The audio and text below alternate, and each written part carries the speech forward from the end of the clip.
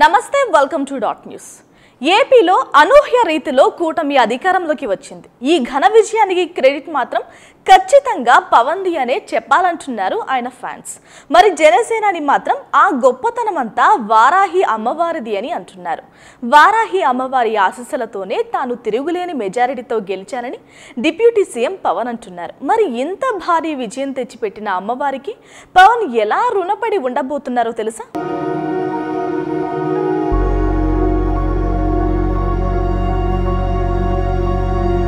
AP deputy CM Pawan Kalyan దీక్ష చేయబోతున్నారు. ఈ నెల 26 నుంచి వారాహి అమ్మవారి దీక్ష ప్రారంభించనున్న పవన్ 11 రోజుల పాటు నిర్వహించే ఈ దీక్షలో పండ్లు, ద్రవహారం మాత్రమే తీసుకుంటారట.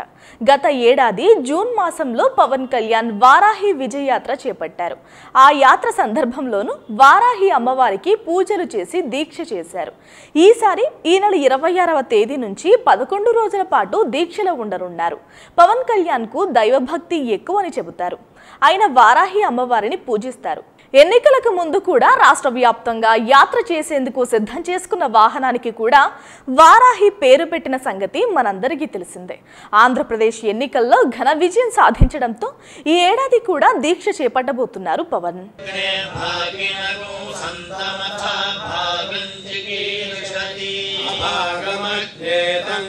గతంలో కూడా ఆయన చాలా దీక్షలు చేశారు. ఆయన గతంలో చతుర్మాస దీక్షను చేశారు. 4 నెలల పాటు ఆయన ఈ దీక్షను కొనసాగించారు.